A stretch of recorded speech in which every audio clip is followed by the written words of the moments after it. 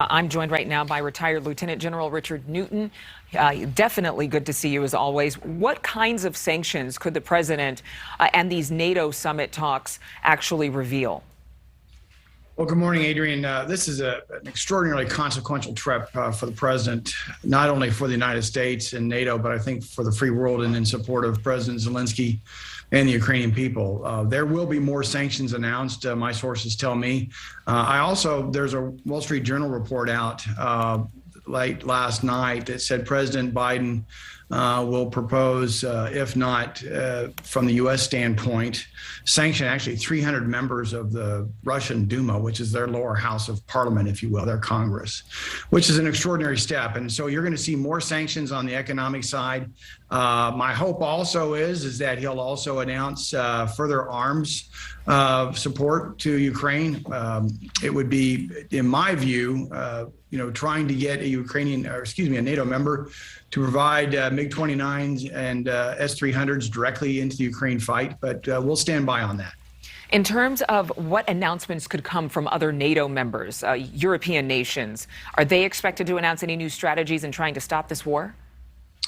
I don't think you'll see individual NATO members doing that. What you're going to see and what the president needs to deliver on is a very, very tough, united NATO front. And we've seen that to date.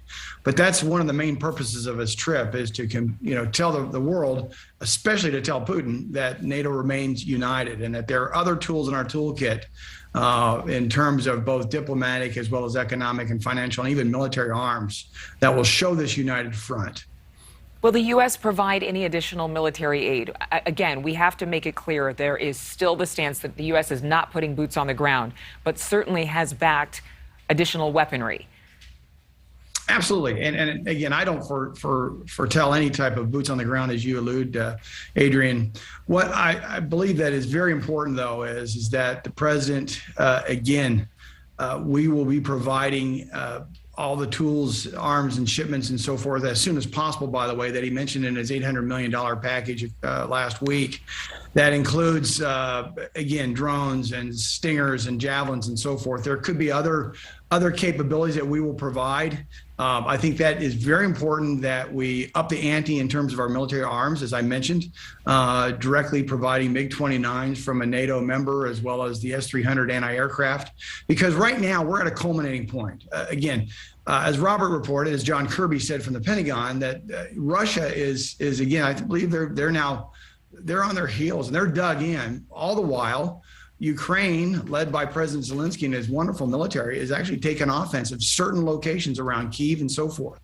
And so this is a very, very important point to make, that the president will also show his support by going up to Poland. I would expect also something maybe extraordinary coming out of that Polish visit.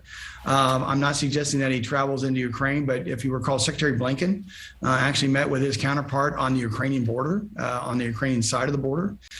So stand by on that. Thank you so much for watching. Make sure to click on the red subscribe button below so you can get more of NewsNation's fact-driven, unbiased coverage.